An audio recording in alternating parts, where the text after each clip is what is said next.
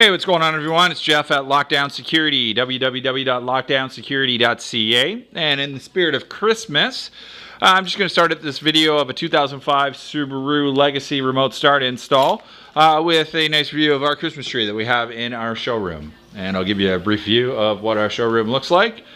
Lots of different Christmas gifts available for people to purchase for their loved ones or their family or friends. And here is the 2005 Subaru Legacy that I just completed, a Compustar CS-800S remote starter with an ads-aLCA interface module. Now, with Subaru vehicles newer than 2005 generally will require two interface modules. They generally require two of the ads-aLCAs in order to get around two things. The first thing is the immobilizer key.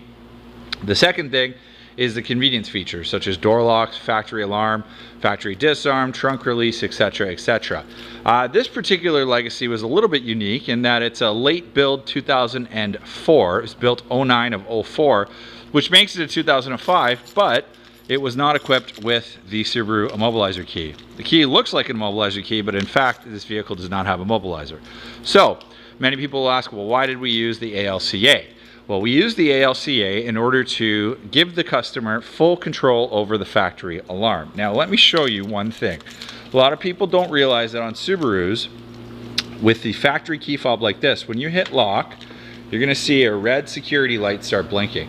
That's the factory alarm that's on this vehicle. Now, the only way to arm that factory alarm is via the Subaru keyless remote. If you get rid of this remote, the factory alarm will not work. Well, the customer doesn't want to get rid of the alarm, so what we've been able to do using the ads-aLCAs, we've been able to retain full control over that factory alarm. Now, some of you who are installers out there might ask, well, why can't you go to the arm and disarm wires? Well, the vehicle has disarm wires, but it does not have rearm wires, and let me show you exactly what I mean.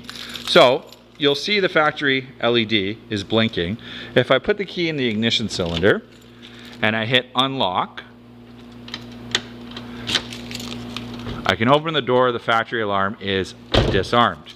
But if I hit lock, it does not arm the factory alarm. There are no wires coming off of this key cylinder in the door, which means there are no wires that I can connect to. However, because we use the aLCA, we do have control over the factory alarm. So here's the 4-button remote from the Compustar CS-800. Let me hit the lock button. And as you can see, factory alarm is retained.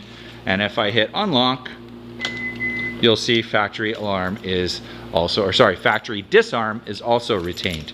Now if I hit lock,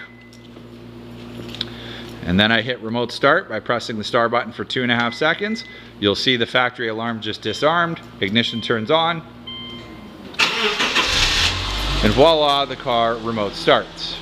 Now, one of the things the ads-aLCA is supposed to provide is trunk release.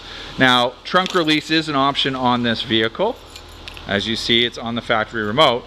When I connected everything, I used what's known as data-to-data connection method. That is, instead of hardwiring the aLCA to the remote starter, I used a data cable, which is supposed to give me all my features and reduce the amount of wiring that's required. Well, in this particular vehicle, the trunk release output either wasn't provided by the aLCA, and I didn't read the manual clearly enough, or it wasn't working.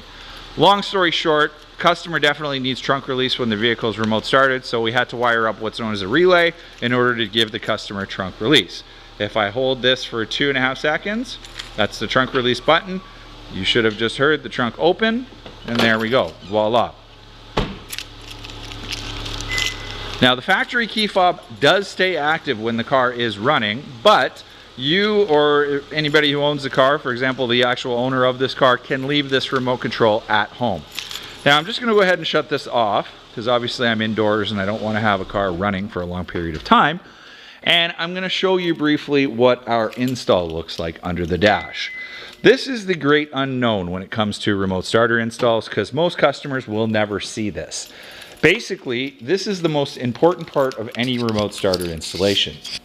and that is the actual installation. The reason why it's important is if it's done wrong, you can damage the vehicle. You can even have a risk of vehicle fire. If it's done right, you're going to have a remote starter that's going to last you for years, in fact, the life of the vehicle, and you won't have any problems with mechanics telling you that your warranty is void or dealerships telling you your warranty is void. You simply won't have any problems if the remote starter is installed correctly. Now, let me just briefly show you what constitutes a correct remote starter install. So some of the things would be taping and routing, proper routing of all connections. So as you can see, you may or may not be able to see clearly. These are some of the connections I've made to the ignition cylinder wiring. This is my parking light wire. As you can see, it's cleanly run with factory wire routing. Underneath here, you're going to see a few things. Here's my main harness from the remote starter. Again, nice and neatly run. This is my trunk release relay.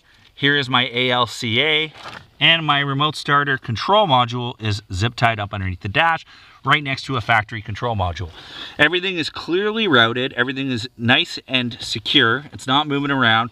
It's taped up so there's no bare wires. It's clean. If a mechanic had to get under here to work, he's going to be able to understand exactly what's going on because all the wiring is routed with factory connections. This is the factory BCM, body control module. We've got some connections made there. As you can see, they're nice and secure, zip tied, and this customer will not have an issue with the remote start install. Now, what we did notice on this customer's vehicle was that he did do a self-install dash cam install. He's using a fuse tap. Few issues with this. As you can see, the fuses are exposed. What I did for him, I did zip tie up his wiring because his wiring was just kind of loose. Obviously, we did not do this install, so there's not much more we can do, but I did want to make it a little bit more secure for the customer. What we're going to do now, after we finish the video, I'm going to put the dashboard back together, and I'm going to make sure that this vehicle is back to OEM spec. So that's about it on this vehicle. That's a completely basic remote start install on a 2005 Subaru Legacy. If you or someone you know owns a Subaru Legacy, feel free to give us a call to have a remote starter installed on your vehicle, or any vehicle for that matter. I mean, we are considered the remote start experts, and we would love to be able to assist you with a remote start install on your vehicle.